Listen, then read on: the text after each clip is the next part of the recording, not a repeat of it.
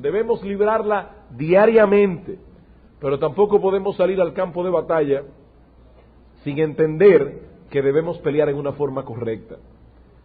Y precisamente los dos puntos que veremos en el mensaje de esta noche es, en primer lugar, la realidad de esta lucha espiritual, versículo 18, y en segundo lugar, la forma correcta de luchar, en el versículo 19 y 20, aunque esta noche solamente veremos una parte de ese segundo punto, la otra parte la veremos el domingo próximo. Así que veamos en primer lugar, hermanos, la realidad de esta lucha espiritual. Dice el apóstol Pablo en el versículo 18, este mandamiento, hijo Timoteo, te encargo, para que conforme a las profecías que se hicieron antes en cuanto a ti, milites por ellas la buena milicia.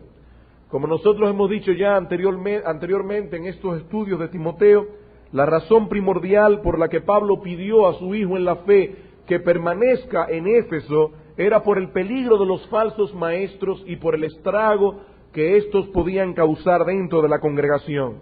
Y ahora en el texto que tenemos por delante, el apóstol Pablo vuelve a retomar el tema del cual se había apartado. Recuerden que en el domingo pasado vimos una pequeña digresión que el apóstol Pablo hace en el contexto del capítulo 1, en los versículos 12 al 17, para hablar de lo que ha sido su propio ministerio.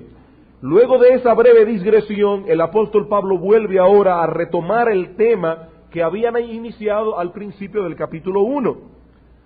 Y aquí vemos, hermanos, que el apóstol visualizaba con tal claridad que la vida cristiana era una lucha, una batalla, una guerra, que hasta en su lenguaje usual él toma prestado ciertas figuras y términos militares. Aquí él recuerda a Timoteo que se le había dado una orden o un mandamiento que él debía cumplir sin demora y con toda responsabilidad. Y la palabra mandamiento que aparece allí significa, o es un término que se usaba en ese tiempo dentro de las filas militares. Era la orden de un superior dada a un soldado. Por lo tanto, él le está diciendo, Timoteo, esto no es una opción. El hecho de que tú tengas que luchar con los falsos maestros de la iglesia de Éfeso no es un consejo, es una orden que te estoy dando, como un capitán le da una orden a un soldado. Y recuerden que si Pablo era capitán de Timoteo, el Señor Jesucristo era realmente el general. Así que era una orden, un mandamiento que venía directamente del cielo. Pablo conocía muy bien las debilidades humanas y sobre todo la debilidad de su hijo Timoteo, y es posible que el apóstol Pablo estuviera temiendo aquí que todas esas dificultades que Timoteo había encontrado en Éfeso estaban minando un poco la capacidad de lucha de su hijo en la fe, y es por eso que Pablo ve apropiado volver a confirmar a su hijo en la misión que se le había encomendado. Por eso dice Timoteo, es un mandamiento que te doy, es una orden. Tú tienes que pelear la buena batalla de la fe. Él debía continuar militando la buena milicia. Y esa palabra milicia viene de la palabra griega estrateian, de donde viene nuestra palabra en español estrategia. Y esa palabra no significa batalla, significa campaña militar. Y hermanos, ¿cuál es la diferencia entre una batalla y una campaña militar? Bueno, que una batalla se libra en un momento. La batalla de Waterloo, la batalla tal, es una guerra que se libra en un momento dado y cuando termina, terminó. Sin embargo, una campaña militar está compuesta por muchas batallas.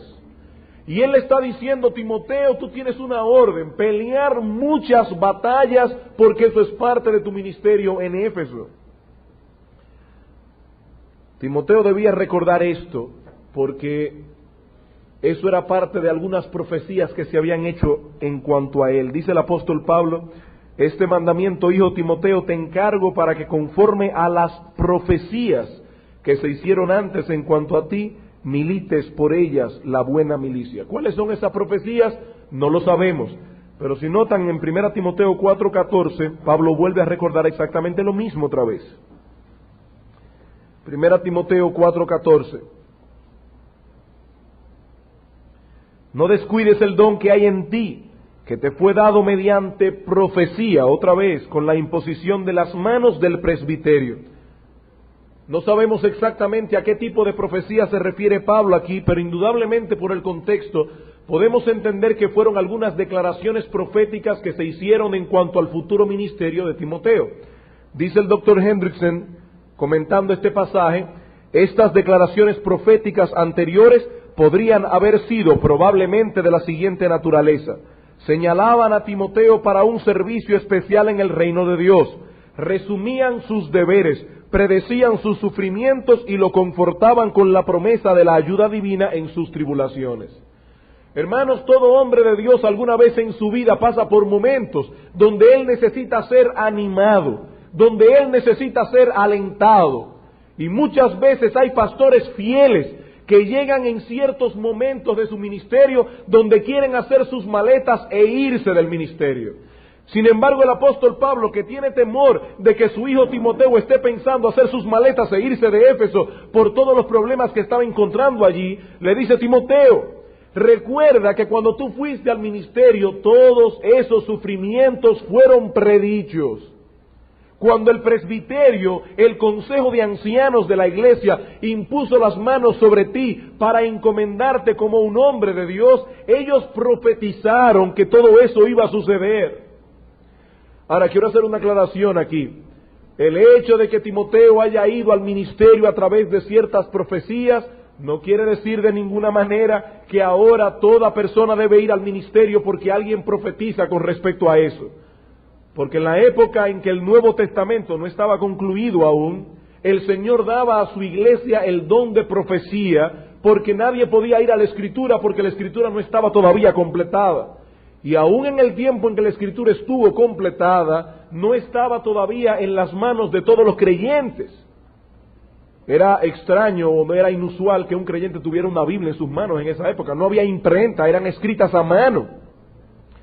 Y es por esa razón que en las iglesias habían profetas. Esos profetas declaraban cuál era la voluntad expresa de Dios con respecto a ciertos asuntos. Hoy tenemos el Nuevo Testamento completo y no necesitamos profetas. Por eso noten que en 1 Timoteo capítulo 3, dando el pasaje que iba a enmarcar las futuras generaciones de pastores de la iglesia, el apóstol Pablo no habla nada de profecías. Él dice aquí: palabra fiel, si alguno anhela el obispado, buena obra desea, pero es necesario que el obispo sea irreprensible, marido de una sola mujer, etcétera, etcétera, un texto que estudiaremos más adelante. Pero noten que aquí no dice, pero es necesario que alguien profetice sobre ese pastor. Es necesario que se levante algún profeta y confirme proféticamente que ese individuo está llamado al ministerio. Eso no lo dice el texto. ¿Y por qué no lo dice el texto? Porque el hecho de que Timoteo fuera llamado proféticamente al ministerio no era algo usual. Esa no iba a ser la norma futura de la iglesia. Las profecías iban a cesar, el Nuevo Testamento sería completado y la iglesia debía elegir a sus pastores de acuerdo al patrón establecido en el Nuevo Testamento. Timoteo debía actuar como un soldado en medio de una larga guerra. Pero hermanos, yo me pregunto, ¿acaso no es esa la imagen que presenta la Biblia de todo creyente? ¿Acaso no es esa imagen de guerra espiritual que la Biblia presenta de cada uno de nosotros, pastores y no pastores? Muchos creyentes, si podemos llamar a alguno de ellos creyentes, tienen un falso concepto de lo que es la vida cristiana. Ellos vienen al Señor creyendo que la vida cristiana es un camino de rosas, donde todo es emocionante y donde todo es una tremenda felicidad. Pero hermanos, la Biblia no presenta una imagen así de la vida cristiana. Hay otros que se acercan un poco más a la figura correcta de la vida cristiana y piensan en ella como si fuera una batalla. Es decir, una batalla que todo creyente debe librar, pero que va a llegar un momento en que va a obtener la victoria final y a partir de ese momento todo será éxito, éxito, éxito. Y los culpables de esa mala concepción son esos personajes que aparecen en la televisión dando testimonio. Yo tenía problemas en mi vida hasta que después de ser cristiano tuve un encuentro fabuloso con el Señor, y a partir de ese momento mi vida cristiana es una completa felicidad. Mi vida va de victoria en victoria, y a uno le da la impresión de que esas personas son como la flor de loto. Así como el agua resbala por la flor de loto, en las tentaciones y los problemas resbalan por la vida de esta persona. No los afectan, son personas que no tienen lucha. Hermanos, grábense esto, los únicos que no tienen lucha son los inconversos, en el sentido espiritual. Si usted no tiene lucha en su vida cristiana, es por el simple hecho de que usted no es cristiano. Porque la vida cristiana no es una batalla, la vida cristiana es una campaña. Y recuerden que hemos dicho que la diferencia es que la campaña está compuesta de muchas batallas. Y estaremos peleando hasta que lleguemos al cielo. Por eso Pablo le dice a Timoteo, pelea la buena campaña, no le dijo la buena batalla. Porque esta vida que estamos viviendo es una vida que está compuesta de muchas guerras, de muchas guerras. Quizás ganamos una hoy, pero eso no nos garantiza que mañana no tendremos otra peor. Algunos hermanos se tambalean un poco en su fe porque dicen, yo no entiendo mi vida cristiana. Para mí hacer mi devocional es una lucha. Levantarme diariamente por la mañana a una hora estipulada y leer la Escritura es una lucha. Hermano, créeme, para mí también es una lucha.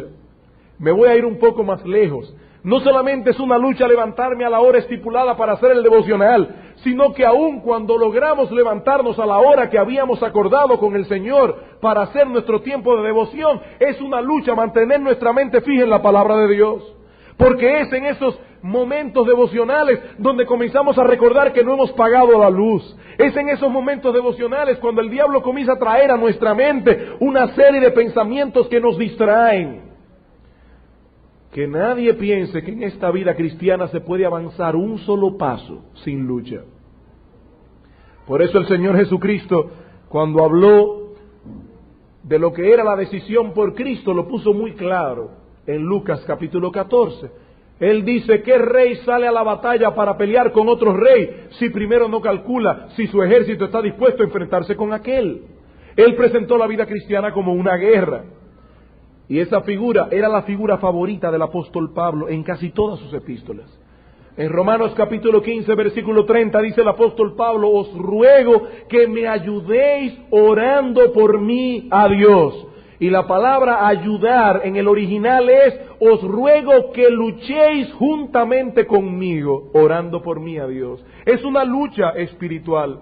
En 2 Corintios capítulo 10, versículos 3 y 4, dice el apóstol Pablo, aunque vivimos en la carne, no militamos según la carne, porque las armas de nuestras milicias no son carnales, sino poderosas en Dios para la destrucción de fortaleza. Las armas de nuestra milicia. En Efesios capítulo 6, versículo 10 al 18, tenemos ahí la armadura, no de los pastores, la armadura del cristiano. Una armadura que, por cierto, solamente defiende la parte de adelante, porque se supone que el cristiano no huye como un cobarde, por eso no le protegen la parte de atrás. Solamente es una armadura para el frente, y la debe usar todo creyente.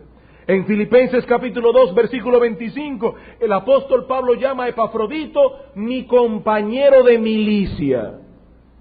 Y en 2 Timoteo capítulo 2, versículo 3 y 4 dice el apóstol Pablo, ninguno que milita se enreda en los negocios de la vida a fin de agradar a aquel que lo tomó por soldado. Y le dice a Timoteo, tú pues, hijo mío, sufre penalidades como un buen soldado de Jesucristo. Esa es la vida cristiana.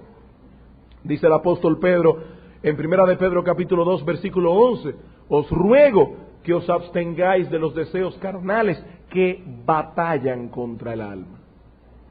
Tan pronto nos convertimos al Señor Jesucristo, nosotros pasamos a formar parte de su ejército.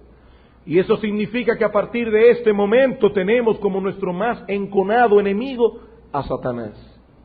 ¿Qué dice Efesios 6:12? Nuestra lucha no es contra sangre y carne. Hermana que tienes un esposo inconverso, la Biblia dice que nuestra lucha no es contra sangre y carne. No es contra tu esposo que estás peleando, es contra el diablo. Y no olvides eso.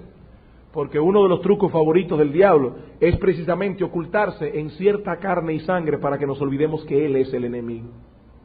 Dice Pablo, nuestra lucha es contra principados, contra potestades, contra huestes espirituales de maldad en las regiones celestes. Y él luchará incansable y perseverantemente contra todo lo que pueda significar un avance para la obra de Dios. Y hermanos, es necesario que el creyente tenga conciencia de la realidad de esa lucha. Es necesario que el creyente posea una visión realista de la vida cristiana, que entienda que aquí, en este peregrinaje terrenal, el cristiano no avanza un paso sin que tenga que luchar por él. Un paso, por más pequeño que sea. Y si alguno está pensando aquí que eso es porque usted es nuevo en la fe y que a medida que vaya creciendo seguramente va a ser tan maduro que ya no va a tener lucha, déjeme decirle que en este camino, cada vez que se avanza, el camino se pone más empinado y más difícil de subir. El diablo precisamente ataca más a los que van más alto, porque sabe que si hiere al capitán los soldados se desbalancean. A medida que se crece en este negocio, más problemas tenemos con el diablo, y más difícil es el camino, y más piedras nos encontramos, más obstáculos, y más empinado se vuelve la cuesta. Ahora bien, no solamente es necesario que nosotros tengamos conciencia de que la vida cristiana es una lucha, sino que también es necesario que nosotros luchemos bien, luchemos en una forma adecuada. Y en el resto del texto nosotros veremos 3 consejos que da el apóstol Pablo, o que podemos inferir del texto, de cómo luchar en una forma correcta, en una forma adecuada. Hoy veremos solamente 2, el domingo próximo veremos el 3er consejo del apóstol Pablo. Timoteo tenía una lucha que librar contra los falsos maestros y contra su propia corrupción. Nosotros también tenemos la nuestra, pero debemos pelear correctamente. Pregunta, ¿y cómo se lucha correctamente? 3 cosas. En primer lugar, dice Pablo, manteniendo una doctrina sana. En primer lugar, manteniendo una doctrina sana. Dice el versículo 19, manteniendo la fe. Si Timoteo quería luchar correctamente, debía poner atención especial a la doctrina en la que basaba su propia vida cristiana y la doctrina que él enseñaba a los hermanos de la iglesia. Hay que hacer aquí la aclaración de que cuando el Nuevo Testamento usa la palabra fe, la usa en 2 sentidos. Puede ser en un sentido subjetivo, y en ese caso se refiere a nuestra confianza en Dios, pero también puede ser usado la palabra fe en un sentido objetivo, y en ese aspecto significa el conjunto de doctrina que nosotros debemos creer. Y yo creo personalmente, y otros comentaristas también, que la palabra fe ahí está usada en un sentido objetivo. Por ejemplo, en el libro de Judas, en el único capítulo que tiene, en el versículo 3 dice el apóstol Judas que él creyó necesario aconsejar a los hermanos de la iglesia que lucharan ardientemente por la fe que ha sido una vez dada a los santos. Ahí no se refiere a luchar por nuestra confianza en Dios, sino por ese conjunto de doctrina que ha sido revelado a través de los apóstoles. Es en ese sentido que el apóstol Pablo usa la palabra fe aquí. Un capitán puede hacer que sus soldados pierdan la guerra si no les provee la información necesaria para pelear. Si nosotros vamos a luchar en esta milicia, debemos en primer lugar tener información correcta acerca del enemigo con el cual nos estamos enfrentando. En segundo lugar, debemos tener información adecuada acerca del terreno en el cual estamos peleando. Y en tercer lugar, tenemos que tener información adecuada acerca de los recursos que tenemos para pelear. Entonces la información es importante para pelear bien. Dice Pablo a Timoteo, cuida la fe, cuida la doctrina.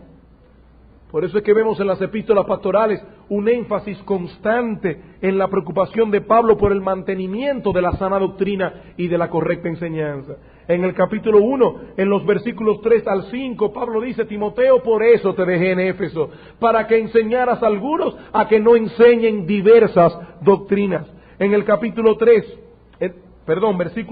capítulo 3, versículo 2, Dice el apóstol Pablo que uno de los requisitos esenciales para que una persona sea elegida como pastor es que sea apto para enseñar. En el capítulo 3, versículo 9, hablando de los diáconos, dice que guarden el misterio de la fe con limpia conciencia. En el capítulo 3, versículo 15, dice Pablo: te escribo para que si tardo sepas cómo debes conducirte en la casa de Dios, que es la iglesia del Dios viviente, columna y baluarte de la verdad. En el capítulo 4, versículo 6, hablando de los apóstatas del futuro, dice Pablo: si esto enseñas a los hermanos, serás un buen ministro de Jesucristo, nutridos con la palabra de la fe. En el capítulo 4, versículo 13, entre tanto que voy, ocúpate en la lectura, la exhortación y la enseñanza. En el capítulo 4, versículo 16, ten cuidado de ti mismo y de la doctrina. En el capítulo 6, versículo 5, Pablo habla de apartarse de los falsos maestros. Versículo 5 al final: apártate de los tales. Y en el capítulo 6, versículo 20 al 21, oh Timoteo, guarda lo que se te ha encomendado, evitando las profanas pláticas sobre cosas vanas y los argumentos de la falsamente llamada ciencia, la cual, profesando algunos, se desviaron de la fe. Eso fue solamente un recuento rápido de la importancia que le da el apóstol Pablo en una sola de sus epístolas con respecto a la enseñanza de la buena doctrina. Y debo recordar aquí que la preocupación de Pablo no era meramente intelectual. No era que él quería que la iglesia de Éfeso fuese reconocida dentro de las demás iglesias como una iglesia fundamental. No. El apóstol Pablo estaba preocupado por la doctrina de la iglesia de Éfeso, porque él sabía que solo una buena doctrina podía proveer la base para una vida cristiana correcta. Por eso en el capítulo 1, versículo 5, dice Pablo a Timoteo: yo te ordené que frenaras a los falsos maestros, y el propósito de este mandamiento es el amor. Las falsas doctrinas no promueven el amor. Las falsas doctrinas no promueven la unidad dentro de la iglesia. Las falsas doctrinas no promueven las características que son propias de un cristiano. Solamente la ortodoxia puede llevar a la ortopraxis. Solamente una doctrina correcta puede llevar a una práctica cristiana correcta. Muchas veces no resulta muy popular la defensa de la buena doctrina. Pero si Timoteo quería luchar bien, debía mantenerse apegado a la correcta enseñanza de la palabra de Dios, sin importarle el costo que eso pudiera tener en su vida personal. De ahí el énfasis que estamos poniendo los pastores de esta iglesia en que los hermanos de nuestra congregación no solamente conozcan las doctrinas que nosotros creemos en nuestra iglesia, sino también que tengan base bíblica para apoyarla. Ustedes van a perdonarme la voz en el día de hoy, pero no tengo más voz que la que estoy tratando de desarrollar. No solamente es importante que nosotros sepamos qué es lo que creemos, es importante que cada hermano de la iglesia que quiera pelear bien la batalla de la fe, sepa cuál es la base bíblica de lo que nosotros creemos, para que no tenga la famosa fe del carbonero. Al carbonero, aquel que le preguntaron: ¿qué es lo que tú crees? Él dijo: no, yo creo todo lo que mi iglesia cree. Bueno, ¿y qué es lo que tu iglesia cree? O lo mismo que yo creo. Una persona que no puede dar una base segura de su fe es una persona que no va a pelear correctamente. Así que en primer lugar debemos mantener la sana doctrina, pero en segundo lugar debemos mantener una conciencia sana. Dice el apóstol Pablo: manteniendo la fe y la buena conciencia, desechando la cual naufragaron en cuanto a la fe algunos.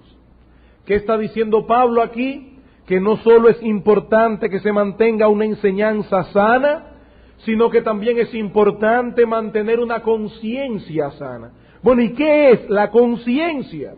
La palabra conciencia señala ese indicador moral que Dios ha puesto en todo hombre, incluyendo al inconverso, pero que obviamente alcanza su clímax de sensibilidad en el creyente, un indicador moral que aprueba o desaprueba todo lo que hacemos.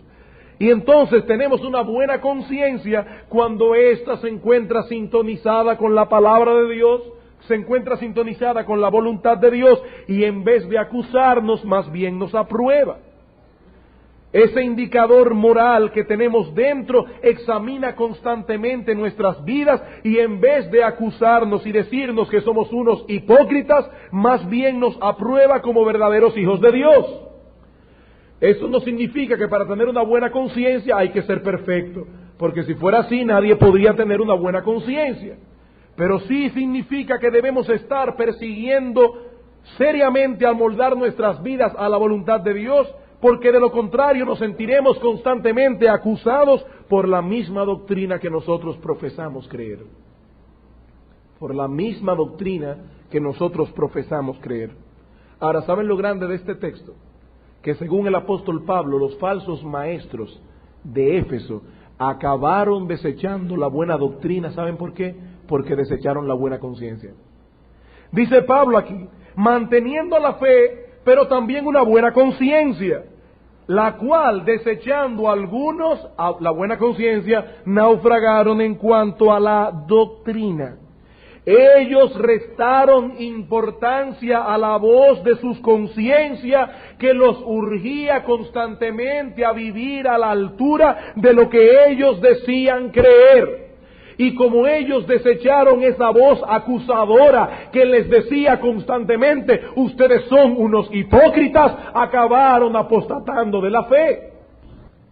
Como dice el comentarista Harvey, el ceder al pecado insensibiliza la percepción de la verdad y abre el camino para la intromisión del error.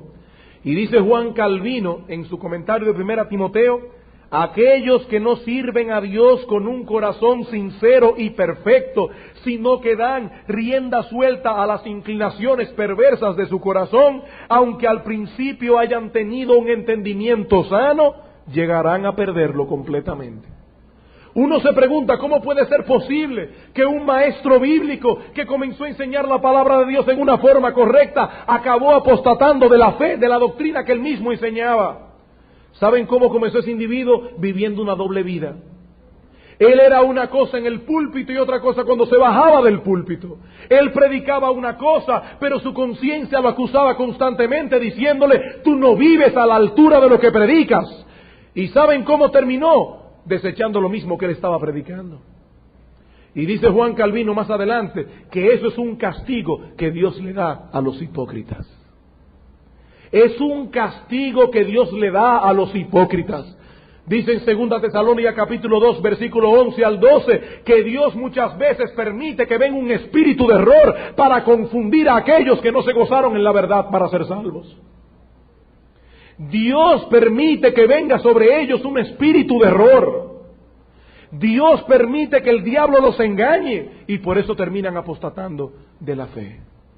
Ahora, hermanos, yo creo que esta enseñanza debe movernos a reflexionar un poco. Pablo nos está diciendo en este texto que los maestros del error comenzaron a naufragar doctrinalmente cuando rechazaron violentamente, que es el significado de la palabra, el testimonio de sus conciencias que los acusaba.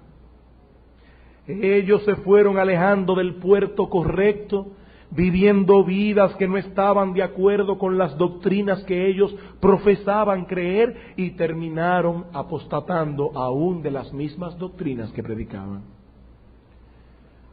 Ellos pertenecen al grupo de los que dice el Señor en Mateo capítulo 7, que confiesan con su boca que Jesús es el Señor.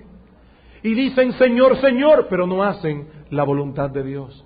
Por eso Cristo les dice al final, apartaos de mí, hacedores de maldad. Y recuerden que la palabra maldad es anomia, una persona que no vive de acuerdo a la ley de Dios. Ellos decían creer en Cristo, ellos servían a Cristo, ellos adoraban a Cristo, pero no conforme a la palabra de Dios, sino conforme a sus propios deseos. Y acabaron siendo rechazados por Cristo. Ellos pertenecen a ese grupo de los fariseos que el Señor dice en Mateo 23 que nosotros debemos hacer todo lo que ellos dicen, pero no como ellos hacen. Pertenecen a ese grupo del cual Pablo advirtió a Tito que tenga cuidado con ellos, porque profesan conocer a Dios, pero con los hechos lo niegan, siendo abominables y rebeldes, reprobados en cuanto a toda buena obra. Ellos profesan conocer a Dios. Ellos dicen que tienen una doctrina correcta, pero sus vidas se apartan diametralmente de lo que ellos dicen creer. Hermanos, en ese sentido, yo creo en serio que nosotros deberíamos tener temor por personas de nuestra iglesia que están viviendo una doble vida. ¿Saben una cosa? Nuestra iglesia es muy joven todavía. A nosotros nos falta todavía mucho camino que recorrer. Y ahora es que se está sembrando la semilla de aquellos que finalmente acabarán como unos viejos apóstatas de la fe. Son las personas que pertenecen a nuestra congregación en el día de hoy, que tienen una doctrina aparentemente correcta, pero viven vidas diametralmente opuestas a lo que ellos dicen creer. Terminarán siendo apóstatas, porque el tiempo no ha corrido todavía. Falta mucho tiempo todavía. Yo les voy a dar un ejemplo. Nosotros decimos, por ejemplo, que estamos aquí para glorificar a Dios. Nosotros enseñamos, al igual que el Catecismo Menor de Westminster, ¿para qué estamos aquí? Para glorificar a Dios y gozarnos de Él por siempre. Nosotros enseñamos y decimos creer que no creemos ni profesamos con el Evangelio de la prosperidad. ¿Y qué enseña el Evangelio de la prosperidad? Que nosotros estamos aquí para ser felices. Y que cuando Dios bendice a una persona, la bendice prosperándola. Y nosotros decimos, no creemos en el Evangelio falso de la prosperidad. Sin embargo, yo me pregunto, si es verdad que nosotros creemos que estamos aquí para glorificar a Dios y no para ser felices, ¿por qué cuando vienen problemas en nuestra vida que no nos hacen muy felices nos abatimos? Porque no es verdad que estamos aquí para glorificar a Dios. Porque no es verdad que estamos dispuestos a creer que Dios es soberano y que ese problema que ha llegado a nuestra vida ha sido enviado por Dios. No es verdad. Nosotros estamos sembrando ahora la semilla de la apostasía, porque nosotros decimos creer una cosa, pero en realidad estamos viviendo otra diametralmente opuesta. Decimos creer en la providencia de Dios, decimos creer en la soberanía de Dios, y decimos creer que hemos sido creados para glorificar a Dios.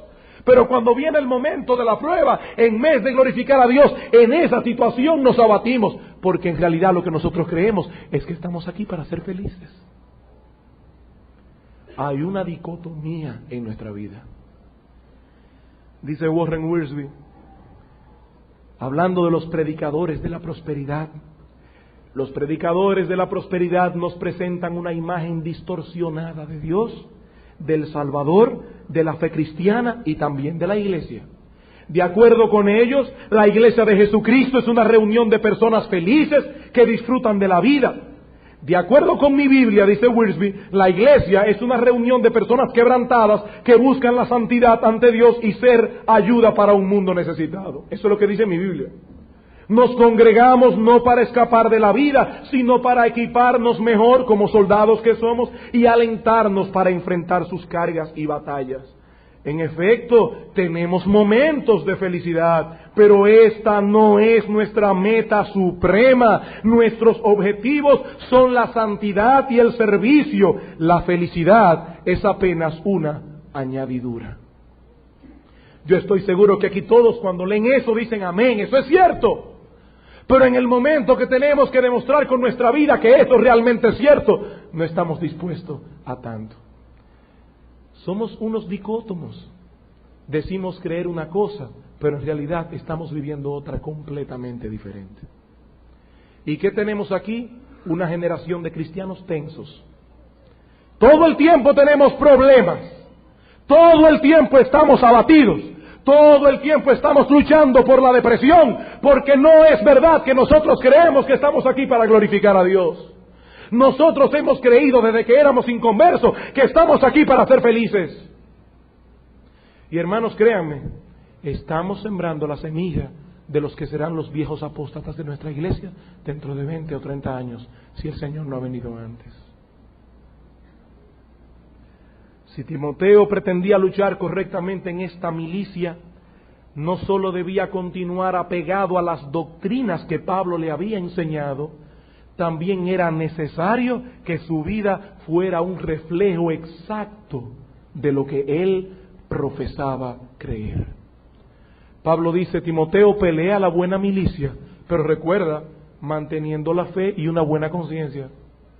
Una conciencia que no te esté acusando, una conciencia que no te diga que tú eres un hipócrita, que dices creer una cosa pero vives otra diametralmente opuesta. Porque si desechas la buena conciencia, dice Pablo, naufragarás tú también en lo que corresponde a la fe. ¿Cómo debemos pelear correctamente entonces? En primer lugar, manteniendo una sana doctrina. En segundo lugar, manteniendo una buena conciencia. En tercer lugar, manteniendo una iglesia sana. Esto lo veremos el domingo próximo, pero dice el apóstol Pablo en el versículo 20, de los cuales son Himeneo y Alejandro, a quienes entregué a Satanás para que aprendan a no blasfemar. Y ahí Pablo está hablando de lo que es la excomunión del cuerpo de Cristo de aquellos que no están viviendo a la altura de lo que creen.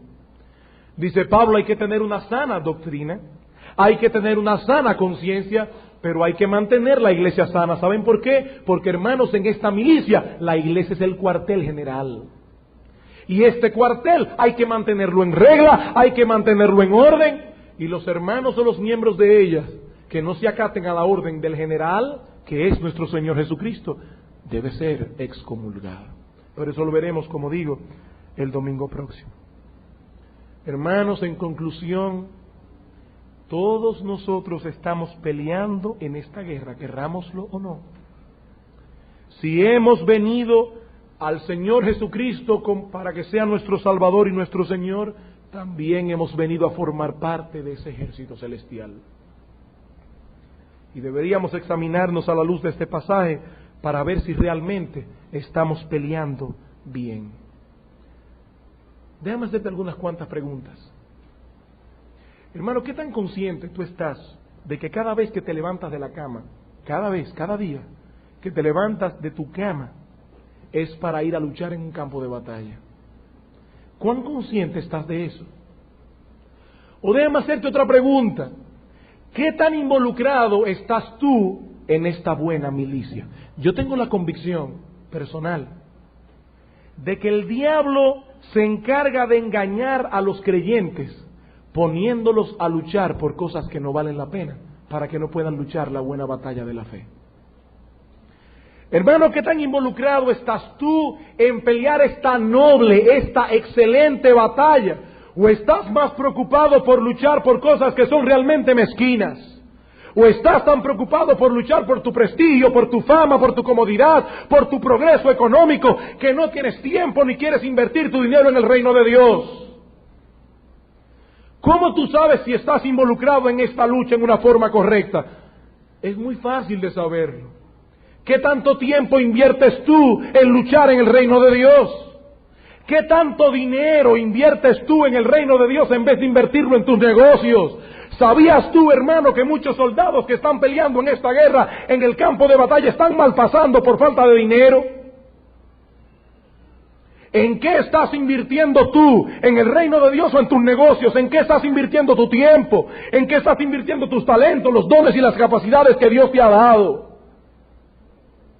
Porque solo esta lucha puede ser calificada de noble o excelente. Las otras, créemelo, no valen la pena. Y cuando lleguemos al tribunal de Cristo, nos vamos a apenar del tiempo que perdimos luchando por estupideces.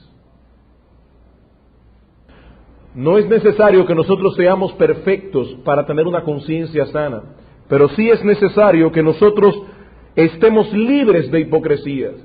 Debemos estar conscientemente involucrados en mantener una vida de piedad y en vivir a la altura de la doctrina que nosotros profesamos creer. Recuerden que nosotros decíamos el domingo pasado que los falsos maestros de Éfeso comenzaron viviendo una dicotomía entre las doctrinas que ellos profesaban con su boca y la vida que ellos estaban viviendo. De inmediato se activó ese dispositivo moral que se llama la conciencia y comenzó a acusar a los falsos maestros. Pero estos, en vez de hacer caso a la voz de la conciencia, la rechazaron, comenzaron a frenar esa voz que los acusaba y terminaron apostatando de la fe. Si Timoteo quería mantenerse en pie de lucha en esta buena milicia, debía mantener en alto las doctrinas del Evangelio, pero también debía vivir a la altura de las doctrinas que profesaba creer, porque de lo contrario terminaría siendo un apóstata más. Eso fue todo lo que vimos el domingo pasado.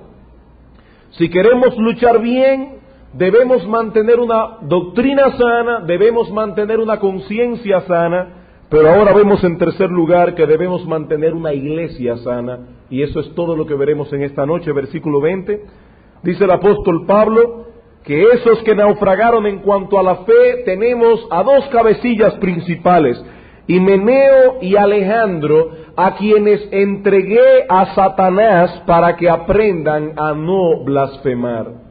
Hasta este momento el apóstol Pablo había estado refiriéndose a los maestros del error sin nombrar ninguno específicamente. Sin embargo, en este versículo 20 nosotros vemos a dos cabecillas del error en Éfeso, que son Himeneo y Alejandro. El nombre de Himeneo aparece otra vez en 2 Timoteo capítulo 2, versículo 17, solo que esta vez está relacionado con otro hereje.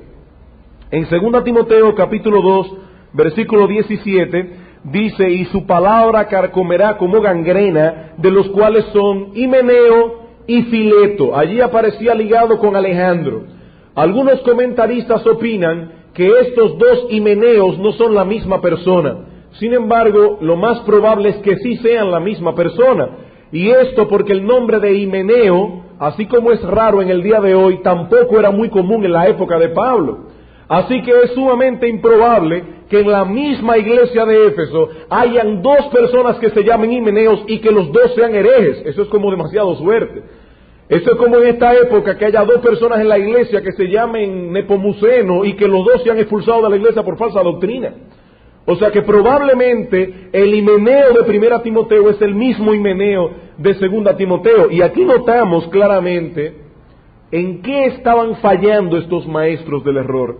Dice en el versículo 16 del capítulo 2, evita profanas y vanas palabrerías, porque conducirán más y más a la impiedad, y su palabra carcomerá como gangrena. Noten la expresión de lo que hace una herejía, de lo que hace una falsa doctrina en una iglesia, carcome como una gangrena, de los cuales son Himeneo y Fileto, que se desviaron de la verdad, diciendo que la resurrección ya se efectuó, y trastornan la fe de algunos.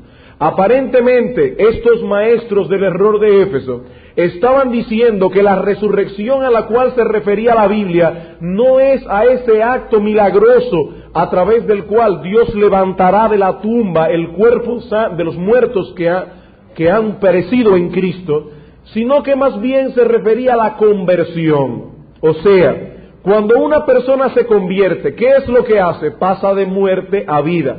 En cierta forma, la conversión es una resurrección espiritual. Y es muy probable que los maestros del error en Éfeso estaban enseñando que la conversión es la única resurrección que debe esperar un creyente. Ahora imagínense ustedes, es como dice Pablo: si no hay resurrección, entonces comamos y bebamos, que mañana moriremos.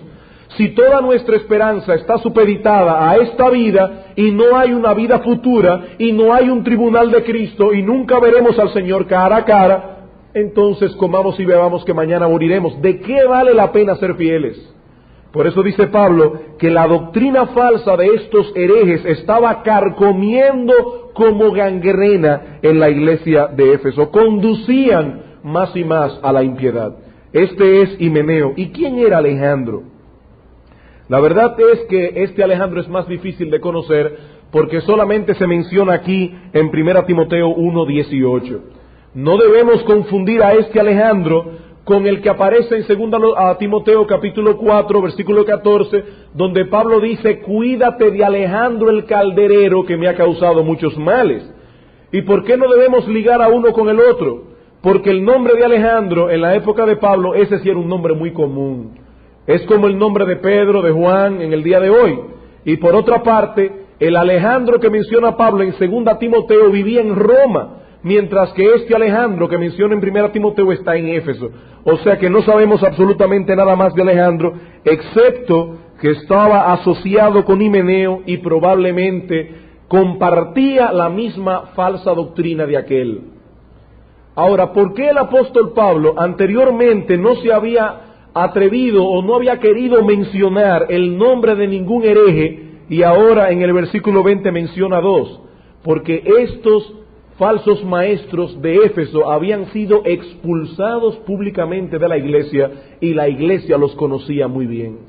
Sus nombres ya habían sido publicados con anterioridad, mientras que lo que aparece en el versículo 3 de la primera carta todavía podían ser rescatados. Estos no, estos habían sido expulsados de la iglesia. Por eso noten la disciplina que Pablo mismo les impuso. Dice él aquí: de los cuales son Himeneo y Alejandro, a quienes entregué a Satanás para que aprendan a no blasfemar. Pablo nos dice aquí que estos dos cabecillas del error habían sido entregados, abandonados a Satanás, un término que yo sé que para algunos deben sonar sumamente extraño, pero que encierra tantas enseñanzas que nos vamos a pasar toda la noche solamente estudiando qué significa entregar a una persona a Satanás. Y yo creo que es pertinente que este mensaje haya sido predicado precisamente después de que un grupo de hermanos haya sido añadido a este cuerpo local de creyentes a través del bautismo, porque toda persona que se asocia con una iglesia local debe saber perfectamente qué significa entregar a una persona a Satanás. Esta expresión aparece solo una vez más en toda la Biblia, en 1 Corintios capítulo 5. Eso no quiere decir que el concepto de entregar a Satanás no aparece más, porque aparece en otros pasajes, pero la frase en sí misma de entregar a Satanás solo aparece en 1 Timoteo capítulo 1 versículo 20 y en 1 Corintios capítulo 5 versículo 5. Vamos a leer desde el versículo 1. De cierto se oye que hay entre vosotros fornicación, y tal fornicación que ni aun se nombra entre los gentiles, tanto que alguno tiene la mujer de su padre. Es decir, había un individuo en la iglesia de Corinto que estaba manteniendo relaciones íntimas con su madrastra, no con su madre, sino con la esposa de su padre, es decir, su madrastra. Y vosotros estáis envanecidos. ¿No deberíais más bien haberos lamentado para que fuese quitado de en medio de vosotros el que cometió tal acción? Ciertamente yo, como ausente en cuerpo, pero presente en espíritu, ya como presente he juzgado al que tal cosa ha hecho.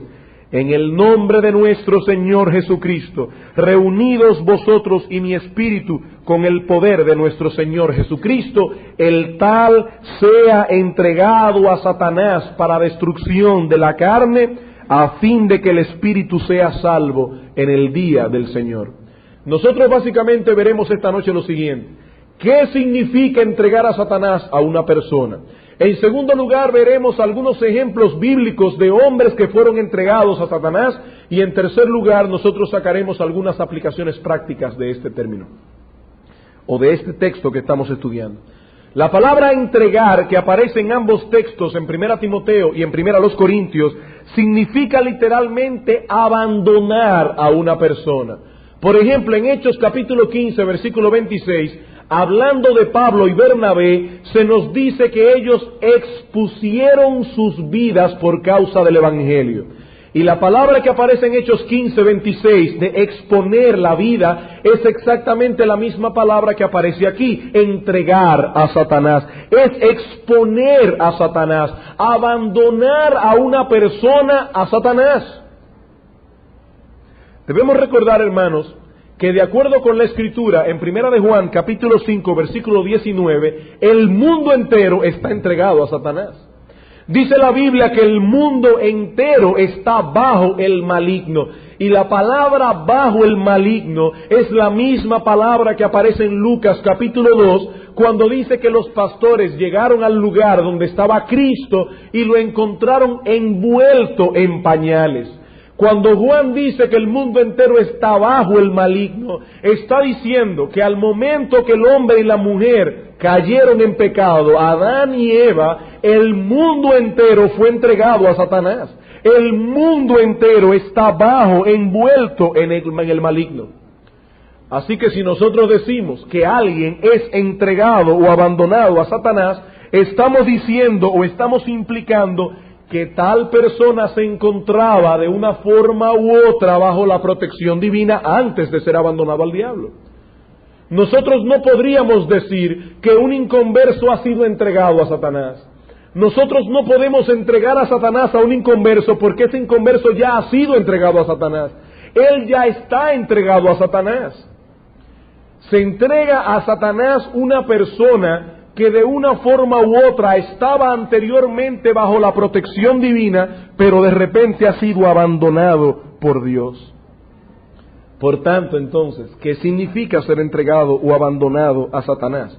Significa sencillamente ser expulsado de esa esfera de protección divina, la cual, de acuerdo con la Escritura, se encuentra dentro del pueblo de Dios.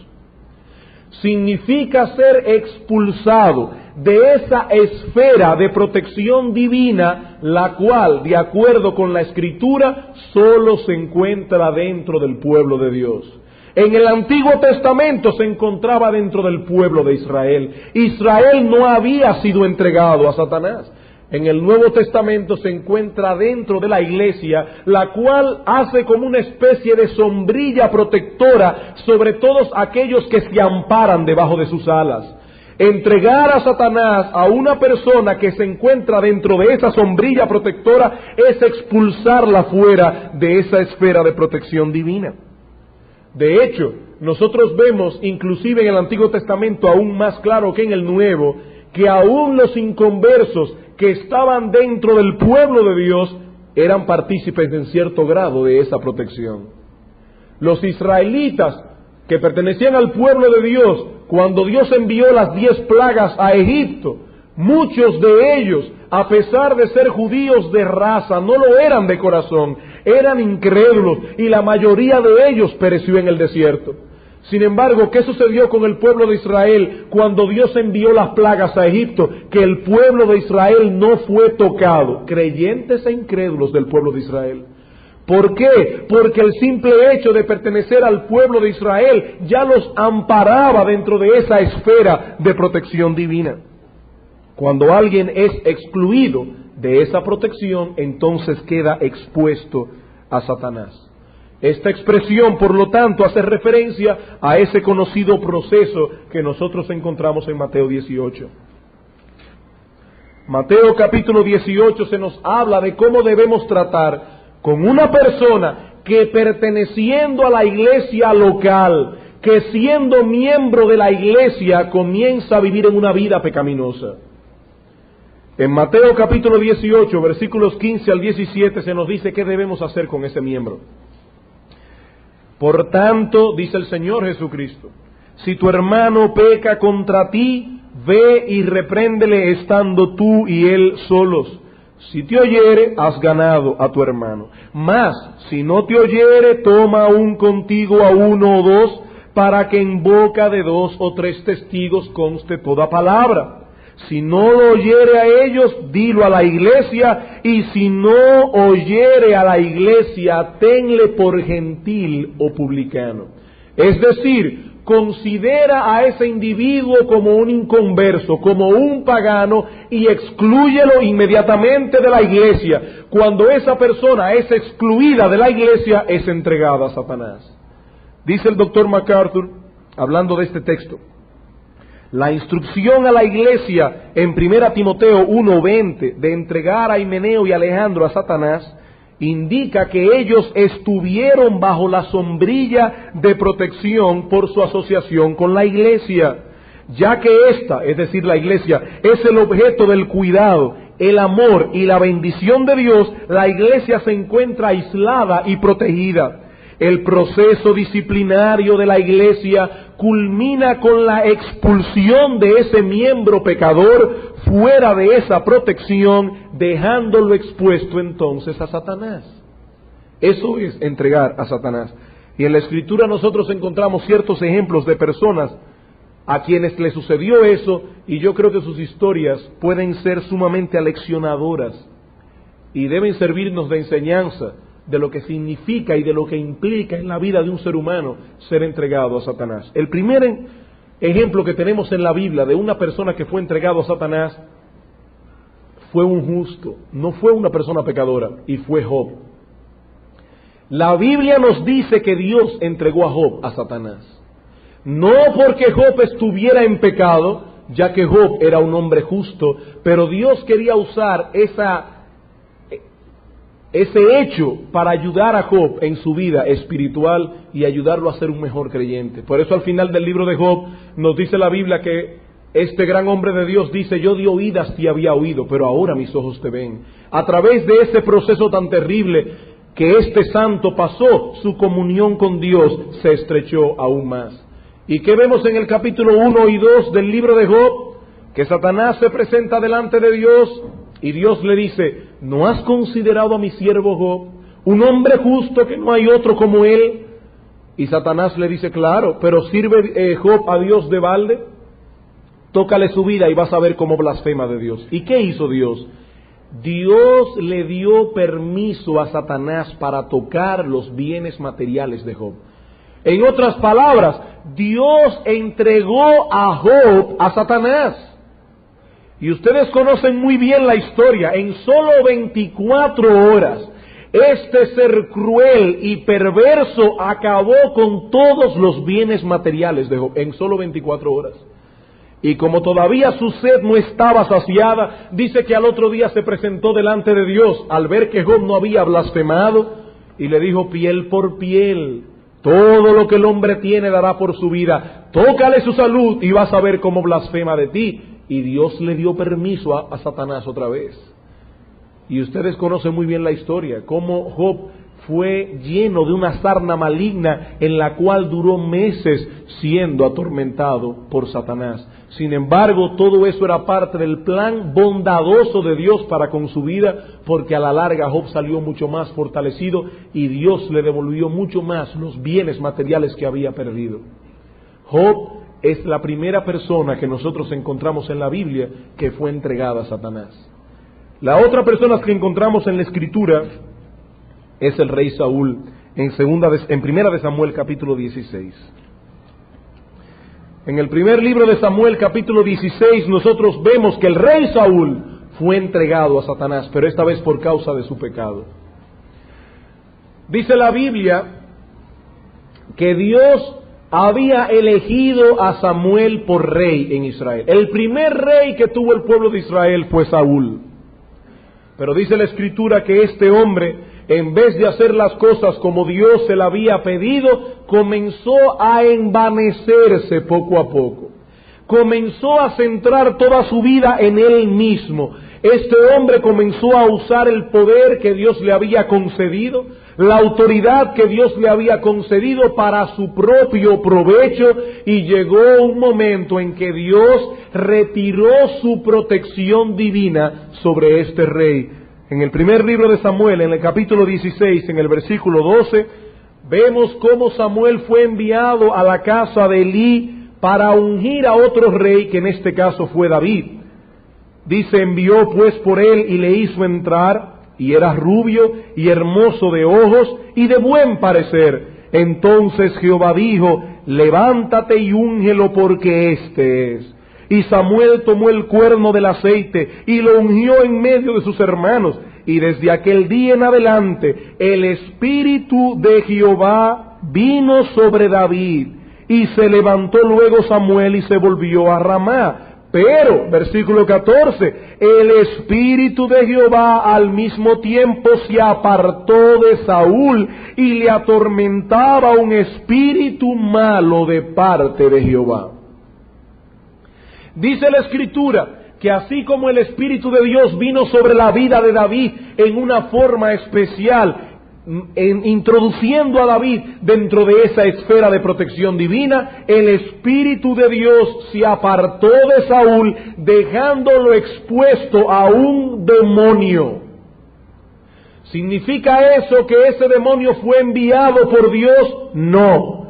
¿Significa eso que ese demonio salió directamente del trono de Dios? Tampoco. Pero si Dios no hubiese retirado su protección de Saúl, ese demonio no lo habría atormentado. Dios sencillamente le quitó a Saúl la protección que había impuesto sobre él cuando Saúl fue erigido como rey en Israel.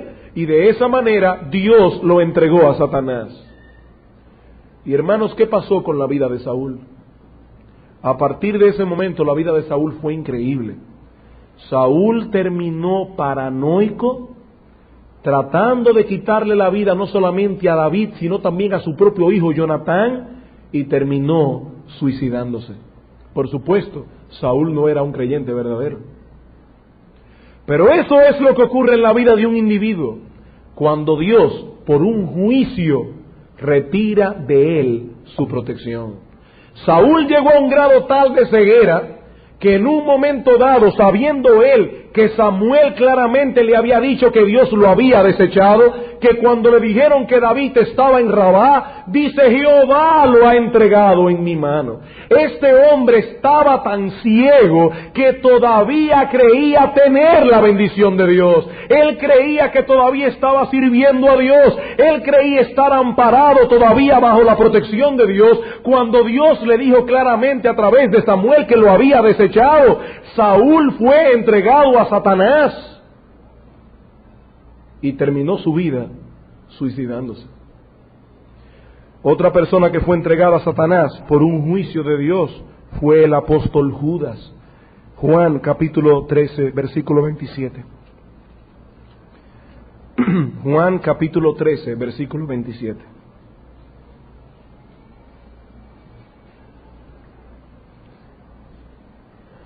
Dice la Escritura que Judas pasó probablemente unos 3 años con el Señor.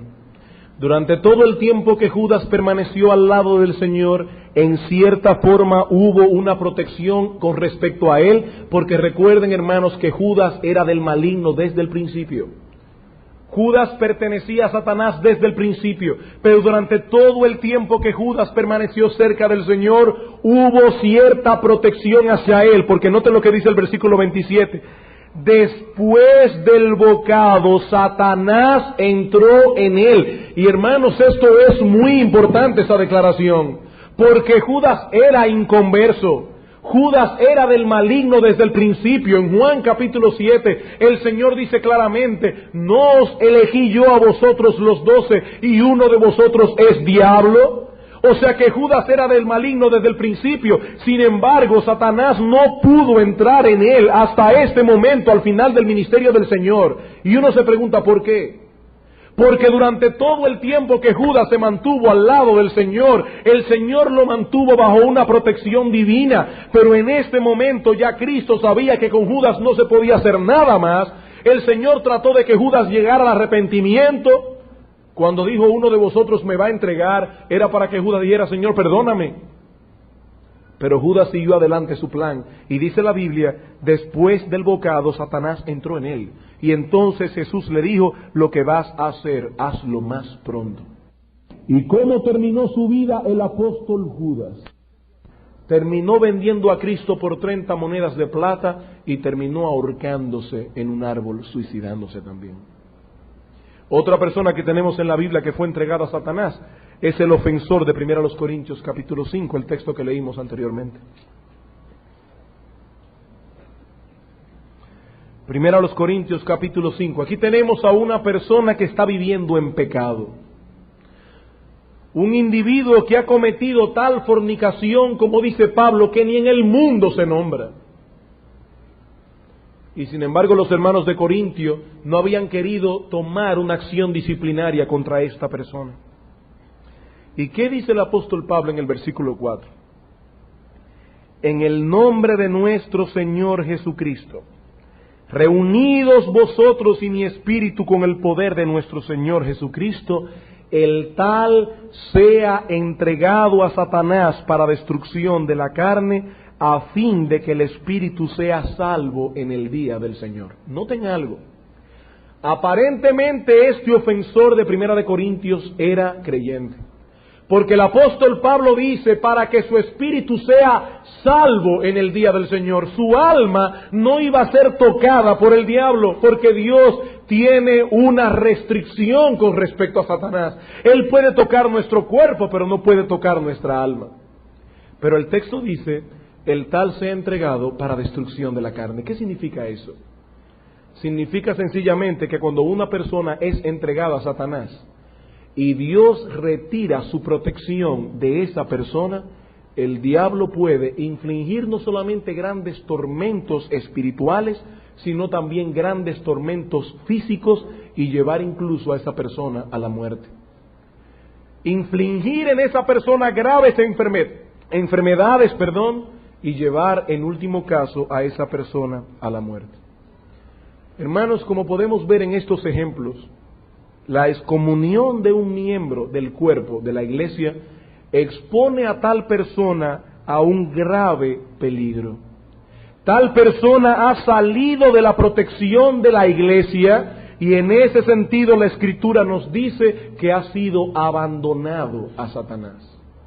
Saúl fue abandonado a Satanás y terminó cometiendo suicidio. Judas fue abandonado a Satanás y cometió la misma acción. Y el ofensor de 1 Corintios capítulo 5 fue entregado a Satanás, y dice el apóstol Pablo que estaba expuesto a que el diablo infligiera graves tormentos en esa persona, incluyendo enfermedades físicas. Aunque saben una cosa, es posible que el ofensor de 1 Corintios se haya arrepentido a causa de la disciplina y haya vuelto a la iglesia, porque en 2 Corintios el apóstol Pablo habla de un individuo que fue disciplinado y dice, recíbanlo en el Señor. O sea que aparentemente este individuo se arrepintió y la iglesia lo recibió de nuevo. De lo cual nosotros podemos aprender que la excomunión de un miembro del cuerpo no necesariamente es para siempre. Si esa persona se arrepiente y vuelve arrepentido al Señor, es admitido en la iglesia y vuelve a estar dentro de la esfera de la protección divina. Ahora, vamos a hacernos esta pregunta. ¿Qué lecciones prácticas nosotros podemos extraer de esta enseñanza de 1 Timoteo 1:20, de que una persona puede ser entregado a Satanás? ¿Qué lecciones prácticas nosotros podemos derivar de todo esto? Lo primero que yo veo aquí, hermanos, es la importancia que Dios da a la disciplina en la iglesia. La importancia que Dios da a la disciplina en la iglesia. En esta milicia que nosotros nos encontramos luchando, la iglesia es el cuartel general. Y dice el apóstol Pablo, Timoteo, pelea la buena milicia, manteniendo la doctrina sana, manteniendo la conciencia sana, pero manteniendo la iglesia sana. Un poco de levadura, dice Pablo, leuda toda la masa. La disciplina constante en una iglesia es un elemento vital si nosotros queremos pelear bien la buena batalla de la fe, la buena milicia de la fe. Es un asunto de tanta trascendencia que dice Cristo en Mateo 18, que cuando la iglesia disciplina a un miembro, Dios aprueba esa disciplina. Mateo capítulo 18, el pasaje que leímos anteriormente. Este texto está lleno de términos legales, de acuerdo a la Escritura. Por ejemplo, en el versículo 16, nos dice que si un hermano peca, yo debo amonestarlo en privado. Pero si no me oye, dice, toma aún contigo a uno o dos, para que en boca de 2 o 3 testigos conste toda palabra. Eso lo dijo Moisés en la ley. Todo juicio debía ser llevado por boca de 2 o 3 testigos. Y en el versículo 18 dice, de cierto os digo que todo lo que atéis en la tierra será atado en el cielo, y todo lo que desatéis en la tierra será desatado en el cielo. La expresión atar y desatar era una expresión legal de aquel tiempo. Cuando un grupo de hombres tomaban una decisión legal, se decía que esas personas habían atado esa decisión. Cristo está diciendo, si ese individuo no oye a la iglesia, tenlo por gentil y publicano. Y recuerden esto, que toda decisión que ustedes tomen en la tierra, Dios la tomará igualmente en el cielo. Todo lo que atéis en la tierra, Todo veredicto que la iglesia determine como tribunal superior de un creyente va a ser sancionado por el Señor en los cielos. Incluso en el libro de Apocalipsis, el Señor reprende a una iglesia que aparentemente era una iglesia buena. Externamente se veía como una iglesia sana, pero era una iglesia que no estaba practicando la disciplina dentro de sus miembros. Apocalipsis capítulo 2, versículo 14. Noten, el versículo 13 para que vean qué tipo de iglesia era la iglesia de Pérgamo. Yo conozco tus obras y dónde moras, dónde está el trono de Satanás, pero retienes mi nombre y no has negado mi fe, ni aun en los días en que Antipas, mi testigo fiel, fue muerto entre vosotros, donde mora Satanás. Pero tengo unas pocas cosas contra ti, que tienes ahí a los que retienen la doctrina de Balaam, que enseñaba a Balac a poner tropiezo ante los hijos de Israel, a comer de cosas sacrificadas a los ídolos y a cometer fornicación. ¿Quién era este Balaam y quién era este Balac?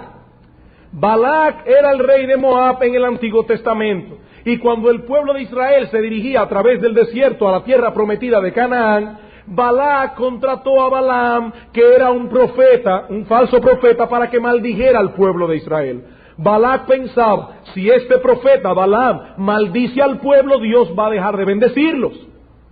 De esa manera, cuando Balaam se paró en el monte para maldecir al pueblo de Israel, dice que el Espíritu de Dios vino sobre él y cambió la maldición en bendición. Y Balac le dice, pero ven acá, yo te contraté para que me maldijeras al pueblo, y resulta que ahora tú lo estás bendiciendo. Lo pagó otra vez y Balaam volvió de nuevo, y cuando iba a maldecir al pueblo, el Espíritu de Dios vino sobre Balaam y volvió a bendecir a Israel.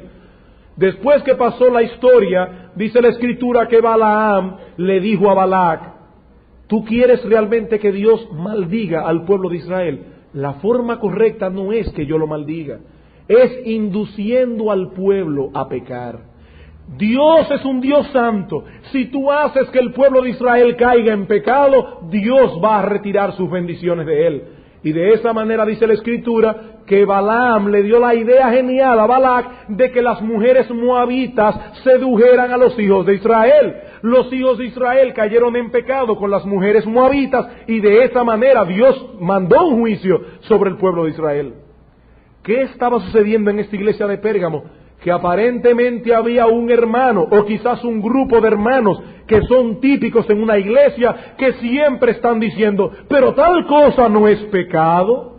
¿Y qué tiene de malo que una persona haga esto o aquello? Total, un ídolo no es nada en este mundo. Mientras tú mantengas tu cuerpo sano, no hay ningún problema en participar de ciertas fiestas, en participar de ciertas reuniones sociales. Lo importante es no contaminarse con ellos. Y dice Cristo, ustedes tienen a esas personas dentro de la iglesia y por eso los voy a castigar. La iglesia de Cristo tiene que mantenerse sana de este tipo de personas y deben ser excluidas de su membresía. Deben ser excluidas de su membresía, porque un poco de levadura leuda toda la masa. Así que lo primero que aprendemos en el texto de 1 Timoteo y 1 Corintios es la importancia que debemos dar a la disciplina dentro de la iglesia. Hay personas que se asombran cuando oyen que un miembro ha sido disciplinado. Y se espantan cuando ven que se dice en público, el hermano fulano de tal está en pecado y ha sido excluido de la membresía de la iglesia. Y dicen, eso es poco ético, eso lo mandó Cristo en su palabra. Y una iglesia que no hace eso está destinada a la destrucción. Porque un poco de levadura leuda toda la masa. En segundo lugar, nosotros vemos en nuestro texto de 1 Timoteo que hay diversos grados de disciplina. Noten que en 1 Timoteo 1:3 al 5, el apóstol había dado instrucciones a su hijo en la fe de que tratara con estos maestros del error, prohibiéndoles que sigan enseñando. Dice en el versículo 3, como te rogué que te quedases en Éfeso cuando fui a Macedonia, para que mandases a algunos que no enseñen diferente doctrina, ni presten atención a fábulas y genealogías interminables, que acarrean disputas más bien que edificación de Dios, que es por fe, así te encargo ahora. A estos algunos que aparecen en 1 Timoteo 1:3, Timoteo debía mandarle que no sigan enseñando falsas doctrinas, pero a Himeneo y Alejandro lo entregaron a Satanás. ¿Por qué? Porque indudablemente el grado de deterioro de Himeneo y Alejandro era mayor, y la disciplina que aplica la iglesia debe estar de acuerdo con el pecado del ofensor. Eso lo vemos también en Mateo capítulo 18. Déjenme hacer una aclaración con respecto a Mateo 18. Yo quiero que vayan allí, por favor, pero antes de leer el texto quiero hacer una aclaración. Hermanos, no todos los procesos disciplinarios pasan por Mateo 18. No todos. Vamos a suponer, por ejemplo, y perdone que sea un poquito claro en este sentido, pero vamos a suponer que una hermana de la iglesia cae en pecado sexual y queda embarazada.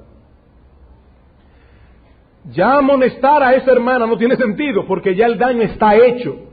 Esa hermana no puede aparecerse impunemente en la iglesia. Bueno, ella se arrepintió, sí, ella se arrepintió, pero su pecado ha tenido consecuencias públicas y por lo tanto debe ser disciplinada públicamente. Si verdaderamente está arrepentida, no tiene por qué ser excluida de la membresía de la iglesia, pero mientras tanto todos sus privilegios como miembro han sido quitados. Esa hermana ha sido disciplinada. Ya no vale la pena seguir todo este proceso, el daño ya está causado.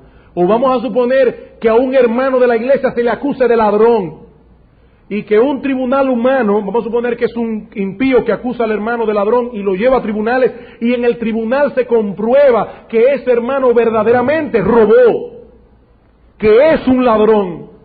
Ahí no hay que seguir el proceso de Mateo 18, ya eso está claro, ese individuo debe ser excluido de la iglesia. Pero en casi todos los procesos disciplinarios, Mateo 18 debe ser seguido. Estos ejemplos que yo he dado son las, ¿cómo se llaman? Las excepciones que confirman las reglas. ¿Cuál es entonces el proceso que debe llevar una iglesia en una disciplina a un hermano que peca? Dice el versículo 15. Por tanto, si tu hermano peca contra ti, ve y repréndele estando tú y él solos. Bueno, pero si no fue contra mí, hermanos, el contra ti de este texto no debe ser tomado tan literalmente como si el pecado tiene que ser necesariamente contra mí. Desde que un hermano peca ya entra el proceso de Mateo 18 si yo sé que ha pecado. Ve y repréndele estando tú y él solos.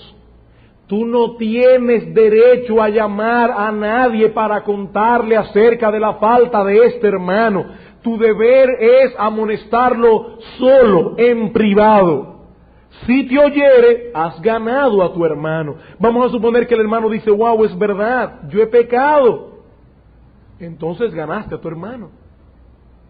Aunque déjeme hacer otra aclaración aquí. Si el pecado ha sido grave y inconversos se han enterado de esa acción, tú debes decirles, hermano, yo te insto a que vayas a los pastores de la iglesia para que ellos te ayuden en ver cómo seguir, cuál es el curso de acción a seguir en ese caso. Y los pastores involucrarse en el proceso. Pero has ganado a tu hermano y ese hermano no tiene que ser disciplinado públicamente.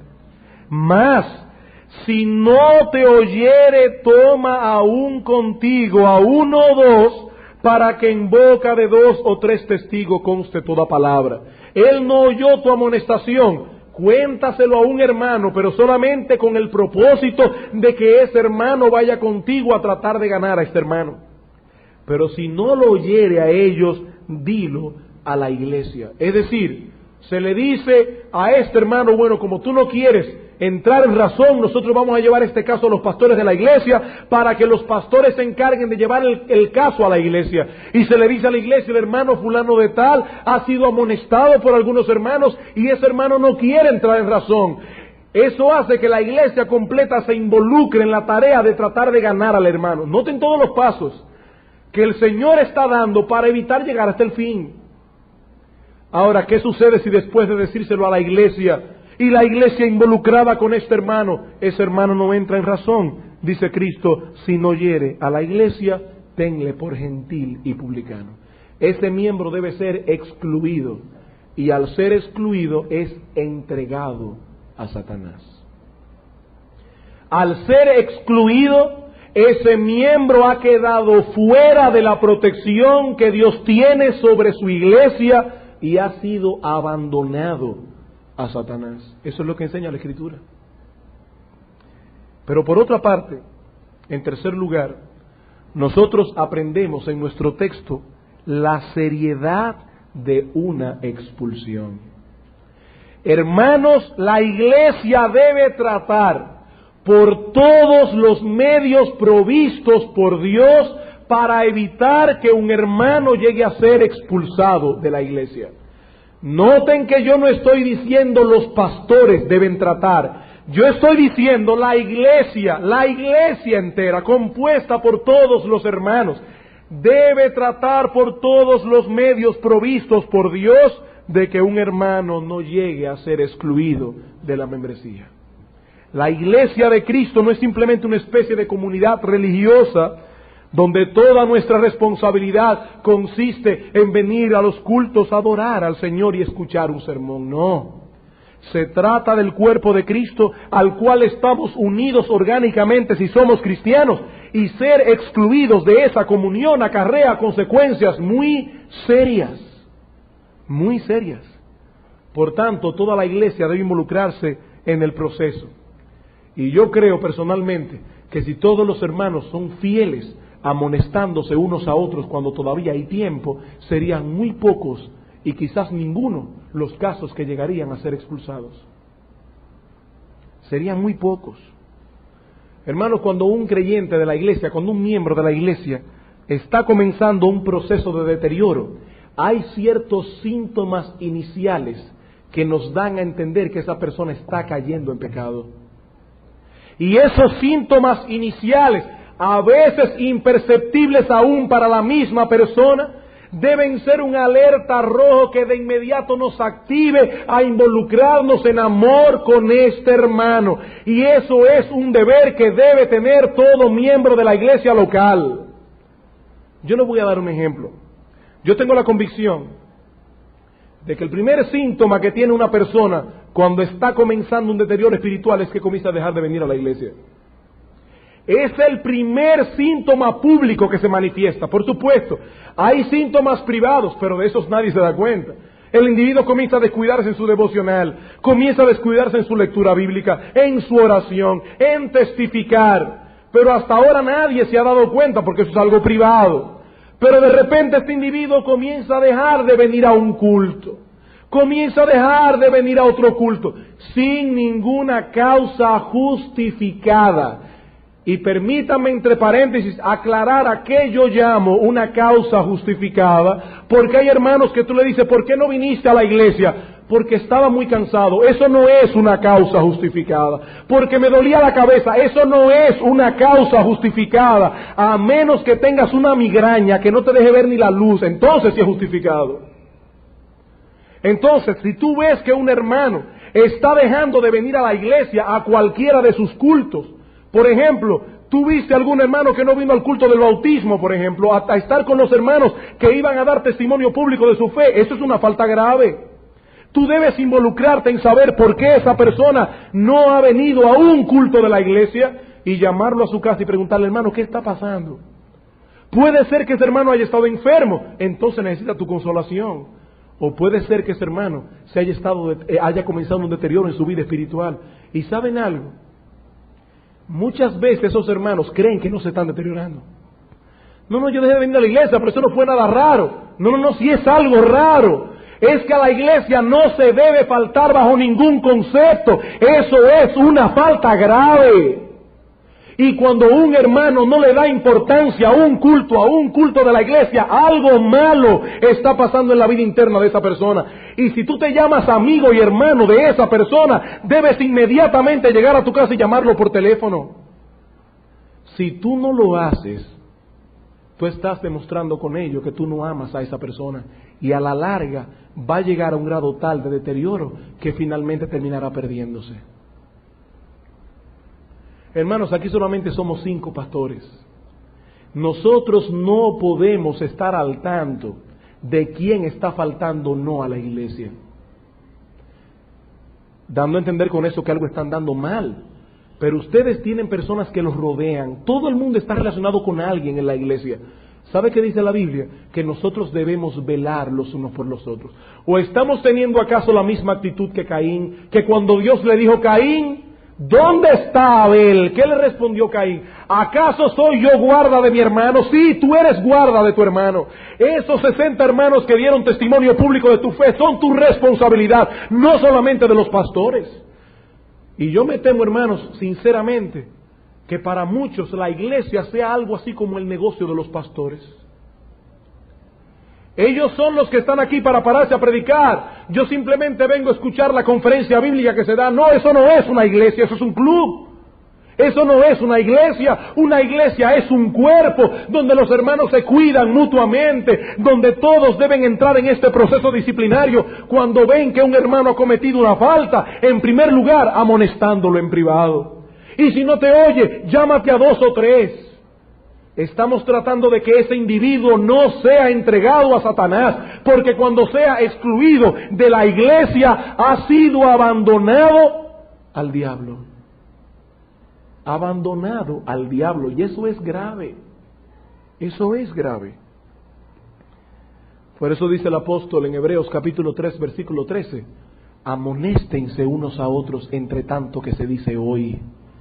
En otras palabras, entre tanto hay tiempo todavía para rescatar a este hermano, para que ninguno de vosotros se endurezca por el engaño del pecado.